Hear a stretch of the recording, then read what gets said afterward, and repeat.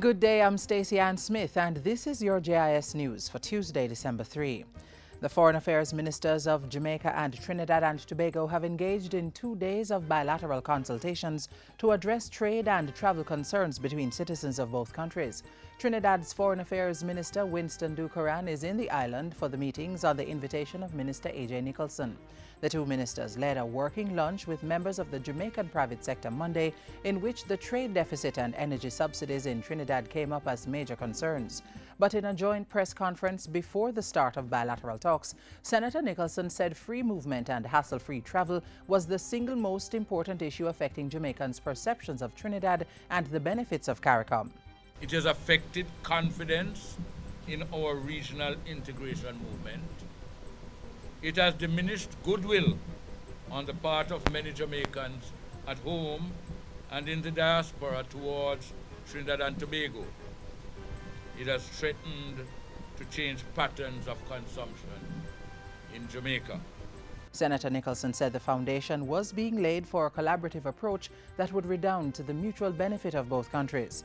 Trinidad's Foreign Affairs Minister likened the issue to an inflamed nerve, which had been exaggerated as changing global economic conditions impact on the fiscal space of regional countries.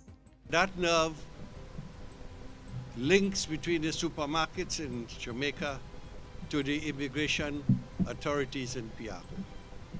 And we are very much concerned about how that inflamed nerve has now transcended into a wider issue. And whatever solutions must be applied in order to cure that inflamed nerve. The bilateral talks continued Tuesday, with both ministers signing an agreement for the way forward. Cabinet has approved a 5-year recapitalisation project for the Jamaica Defence Force JDF, which will see the military replacing obsolete vehicles with newer ones. Under the project, the JDF will get 12 Thales Australia Bushmaster armoured personal carriers to replace the V-150 armoured cars. The Thales Australia Bushmaster is designed to operate in both urban security operations and rugged terrain in the event of a natural disaster. The armoured vehicles, which will enhance the JDF's capacity to help citizens, are expected to be delivered in 2015. The 14 V-150s that are now with the JDF were purchased in 1976 and 1985 and have been used in many security and rescue operations. State Minister for Science, Technology, Energy and Mining Julian Robinson says government is focused on the use of broadband technologies to facilitate and enable business innovation. There are many studies by many of the reputable development organizations that show that a 10% increase in broadband penetration in a country leads to about a 1% growth in GDP. And certainly for us in Jamaica and the rest of the Caribbean, we believe that ICTs are the platform that will spur economic growth and development. Minister Robinson was speaking ahead of the 12th Caribbean Ministerial Strategic ICT Seminar being hosted in Jamaica from December 2 to 6 at the Montego Bay Convention Center. Among other things, participants are discussing the rollout of broadband services across Caribbean countries under the Caribbean Communication Informational Structure Program.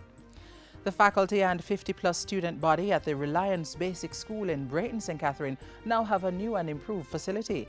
The new structure was built as part of the Food for the Poor Jamaica 50 campaign, which seeks to build and/or upgrade 50 early childhood schools over 50 months. This is the 18th school to be opened island-wide under the program. The previous structure, which doubled as a community center, did not have enough space for the school population. The new facility comprises 3 classrooms, a sick bay, office for the teaching staff, kitchen and bathrooms. And now that the institution has been so beautifully reconstructed, the children are motivated to learn harder. The work is a collaborative effort of Food for the Poor Jamaica and Canada, the Canadian-based Helping Hands Jamaica Foundation and the Brayton Citizens Association. And finally, Labour and Social Security Minister Derek Kelly is asserting that persons with disabilities can make a meaningful contribution to Jamaica's labour market and boost productivity. Minister Kelly, who was speaking recently at the Abilities Foundation's annual Open Day, said the organization's participation in the Social Inclusion Project would bolster those efforts. The Social Inclusion Project, which is funded by the Inter-American Development Bank, seeks to develop projects and offer training to persons with disabilities to make them more employable.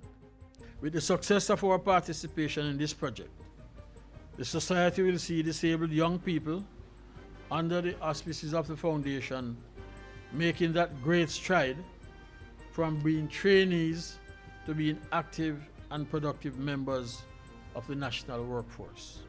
The Abilities Foundation's Open Day also marked the handing over ceremony for 18 wheelchairs donated by the Harris Vision Foundation, a charitable organization based in New York. And that's it for JIS News Today. I'm Stacey Ann Smith. Thank you for watching.